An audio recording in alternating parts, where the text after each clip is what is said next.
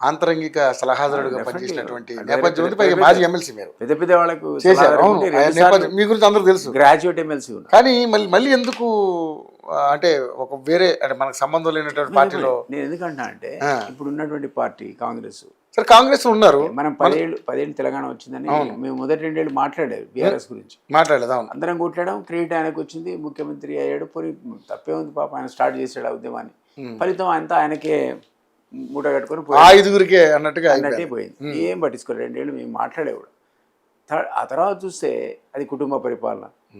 కేవలం ఆ ఐదుగురే మొత్తం రాజ్యం వేయలేరు, లక్షల కోట్లు సంపాదించారు, లూటీ చేశారు. తెలంగాణ తెచ్చుకుంది ఈ కుటుంబాన్ని బాగుపరచడానికే.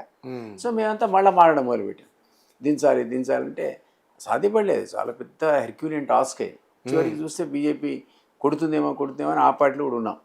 తీరా బండి సంజయ్ 7.5 ఏళ్ళు పనిచేశారు. అది కొలాప్స్ అయింది బండి సంజయ్ పోయినాక. వాళ్ళతో కాదని తెలిపోయింది. ఏం చేయాలి మరి? అప్పుడు పార్టీలు మారారు. దిలీప్ కుమార్ గారు అంటే నేను ఎమ్మెల్యే సీట్ కోసం పోయానా, ఎంపీ సీట్ కోసం పోయానా, చైర్మన్ పదవి, నేను అదే అడగబోతున్నా. ఇన్ని పార్టీలు మారినా ఏ పదవి ఆశించలేదు. ఏ పదవి ఆశించలేదు కదా. పార్టీ వారి ఒక పాలసీ మీద ఇబ్బంది కలిగితే ఇట్లాంటి ఇప్పుడు మీరు అన్నట్టు ఒక ఇబ్బంది 1.5 year ఆ తర్వాత చూస్తే కాంగ్రెస్ లేచింది. అరే పాపం కష్టపడ్డాడు, మంచి స్పీచెస్ ఇచ్చాడు. ఇక బీజేపీ లేదు కాబట్టి వాళ్ళని దించాలనుకుంటే ఎవరు అంటే కాంగ్రెస్ అని కనపడేది. మరి తీసుకొస్తే ఈయన కూడా పర్ఫెక్ట్గా పరిపాలించాలి కదా. తెలంగాణ ఆకాంక్షలు గౌరవించాలి. తెలంగాణ సోయి ఉండాలి. అసలు ఉద్యమ ద్రోహులకును అప్పుడు ఎట్లయితే మనం అన్నాం ఉద్యమ ద్రోహులకు మంత్రి పదవులు ఇచ్చారని, ఇప్పుడు కూడా ఉద్యమ ద్రోహులే. ఇప్పుడు కూడా తెలంగాణ సమైక్యవాదులే ఒక సగం మంది.